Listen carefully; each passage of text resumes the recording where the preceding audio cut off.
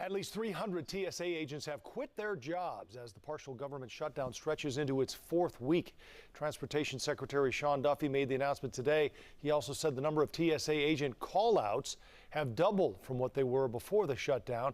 Agents have already missed a partial payment and a full payment. Passengers have been stuck in long lines at Newark, Austin, and more airports this weekend. The lengthy delays have not hit Chicago, at least yet.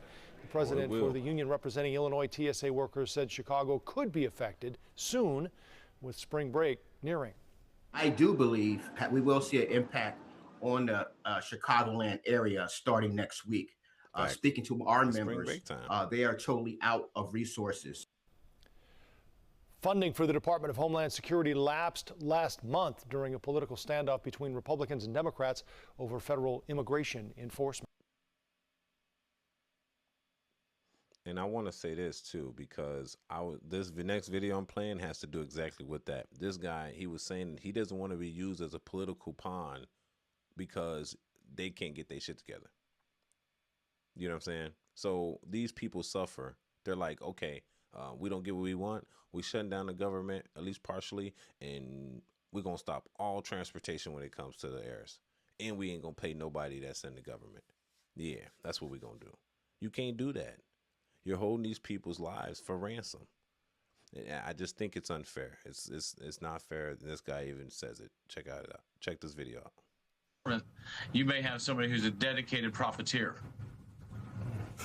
And Mr. Jones, I know you're probably supposed to stay apolitical, but I'm wondering if you can humor me for a second, because what we're seeing right now is lawmakers on both sides of the aisle engage in a blame game, pointing fingers at each other, trying to blame one another, Republicans and Democrats, for the shutdown that we're seeing right now.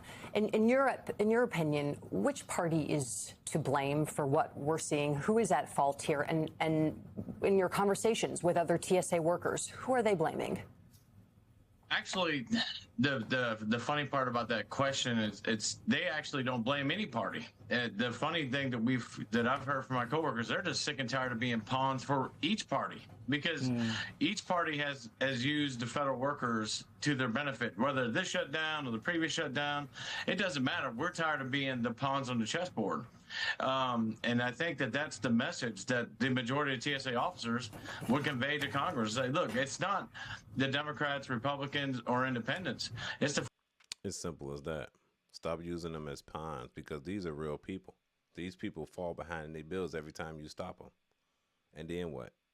Then they behind, they got to keep working.